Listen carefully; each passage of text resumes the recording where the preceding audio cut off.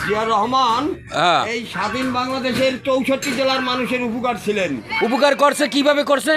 তিনি শুধু মেধাবী ছিলেন না, তিনি ছিলেন জেনারেল সেনাবাহিনীর প্রধান। জিয়া রহমান স্বাধীন বাংলাদেশের 64 জেলার মানুষের উপকার ছিলেন।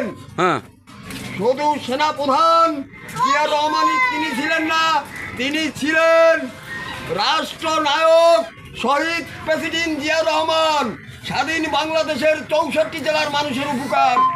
তার মার্কা ছিল ধানের শীষ, আর এই ধানের শীষ মার্কা পেয়েছে দেশ নায়ক শহীদ প্রেসিডেন্ট জিয়া রহমানের সহধর্মিনী দেশনেত্রী খালেদা জিয়া।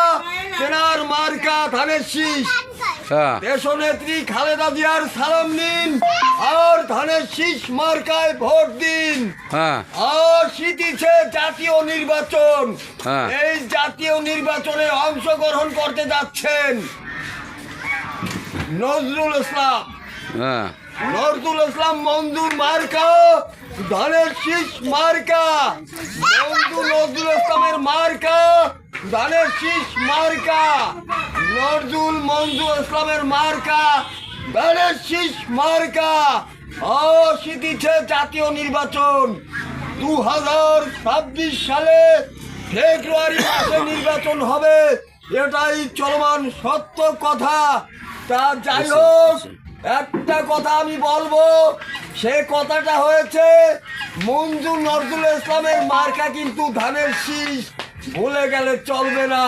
কি জন্য নয়, নজরুল ইসলাম এই শিল্পনগরী খুলনা জেলার সব মানুষের উপকার, এটাই চলমান সত্যি কথা। নজরুল ইসলাম এই শিল্পনগরীর প্রত্যেক মানুষের উপকার। যাই হোক, ধন্যবাদ। আপনার কথা শুনে আমার ভালো লাগলো। তা রাখি, একটা কথা বলে আমি এ জায়গা থেকে বিদায় নেব। আমি শিল্পনগরী খুলনা জেলায় বসে কথা বলতে চেয়েছি। কি জানেন না, আপনারা বিগত দিন ধরে দেখেছেন এই নজরুল ইসলাম ধানের শীষ মার্কা।